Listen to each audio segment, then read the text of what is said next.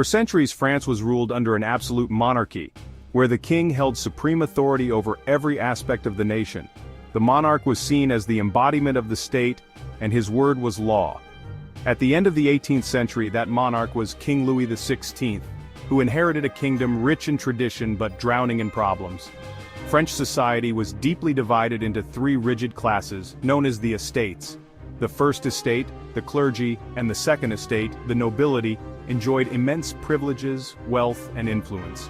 They paid little to no taxes, while the burden of supporting the kingdom fell almost entirely on the third estate, the common people. This estate included peasants, workers, and the rising middle class. They were forced to endure heavy taxes, poor living conditions, and constant hardship. Adding to this social injustice was a severe economic crisis. Years of costly wars, including France's support for the American Revolution, had drained the royal treasury. By the late 1780s, the kingdom was drowning in debt. Food shortages and rising bread prices pushed ordinary citizens to desperation. The people saw luxury and extravagance at the royal court, while they themselves starved. The divide between ruler and ruled had never been so great. To address the crisis, King Louis XVI called a meeting of the Estates General in May 1789, the first such assembly in more than 150 years. This gathering brought together representatives of all three estates. But instead of solving problems, it exposed the deep divisions in French society. The Third Estate, frustrated by its lack of voice, broke away and declared itself the National Assembly, vowing to create a new constitution for France. The spark of revolution ignited on July 14, 1789, when Parisians stormed the Bastille, a royal fortress and prison that symbolized tyranny and oppression. The fall of the Bastille sent shockwaves across the nation. It marked the beginning of the French Revolution, a movement that would not only shake the throne of Louis XVI but ultimately lead to the end of monarchy itself. After the storming of the Bastille, the revolution gained unstoppable momentum. The Third Estate, now calling itself the National Assembly, took bold steps to reshape France. Their goal was nothing less than to dismantle centuries of absolute monarchy and privilege. In August 1789, the Assembly introduced one of the most important documents in French history, the Declaration of the Rights of Man and of the Citizen.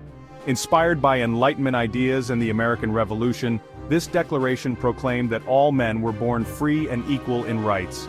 It called for liberty, equality, and fraternity, principles that directly challenged the foundations of monarchy and aristocracy.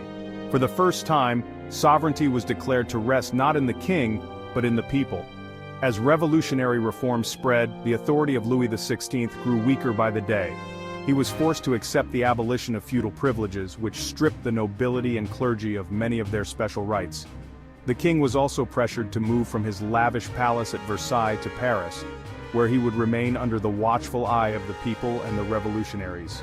Although Louis tried to project himself as a constitutional monarch, many suspected he was secretly plotting to restore his full power. These suspicions turned into near certainty in June 1791, when Louis and his family attempted to escape Paris in what became known as the Flight to Varennes. Disguised and traveling by night, they hoped to reach loyalist forces near the border. But their plan failed. Recognized and arrested in the town of Varennes, they were brought back to Paris under heavy guard. The failed escape destroyed much of the remaining trust between the king and his people. To many, Louis XVI was no longer a monarch bound to protect France, but a traitor who sought to abandon it in its time of crisis. His power was not only weakened, it was collapsing. The revolution had entered a new and dangerous phase, and the question of whether France could ever again accept a king was growing louder. By late 1791, France was no longer the same kingdom it had been just 2 years earlier. The monarchy had been stripped of much of its power, yet the future of the revolution remained uncertain. In Paris, revolutionary energy was rising, and with it the voices of radical movements demanding deeper change. Groups like the Jacobins and the Sans-Culottes pushed for a complete break from monarchy and called for a republic. The streets of Paris grew restless, filled with protests, political clubs, and growing hostility toward the crown. At the same time, external threats loomed large. Monarchies across Europe watched events in France with alarm. They feared that revolutionary ideas of liberty and equality might spread to their own lands. In April 1792, France declared war on Austria, soon joined by Prussia. What was supposed to be a show of French strength quickly turned into disaster. The French armies, disorganized and poorly trained, suffered defeat after defeat. Many suspected treason at the highest levels of power. These suspicions quickly fell on King Louis XVI. Rumors spread that he was secretly aiding France's enemies, hoping that a foreign invasion would crush the revolution and restore his absolute authority. For the revolutionaries, the king was no longer a constitutional ruler. They saw him as a traitor plotting against his own nation. By the summer of 1792, tensions had reached a breaking point. Radical voices in Paris called for the monarchy to be overthrown. The people were not only hungry and angry but also convinced that their king was conspiring with foreign powers. The crisis of the monarchy had turned into a question of survival. Could France's revolution succeed while Louis XVI still sat on the throne? The breaking point came on August 10, 1792, a day that would forever mark the downfall of the French monarchy. The growing anger of the people, fueled by hunger, war, and mistrust of the king, finally erupted into open violence. The royal family was living in the Tuileries Palace in Paris, under heavy guard but still regarded as a threat to the revolution. Rumors of betrayal and collusion with Austria and Prussia had already spread widely. Radical revolutionaries, supported by the sans-culottes and sections of the National Guard, decided that the monarchy could no longer be tolerated. That morning, thousands of citizens marched on the Tuileries. They were armed with pikes, muskets, and whatever weapons they could find. Their chants and determination made it clear they had come not to protest, but to overthrow. The king's Swiss guards, loyal and disciplined soldiers, tried to defend the palace. A bloody battle erupted in the courtyards and streets surrounding the Tuileries.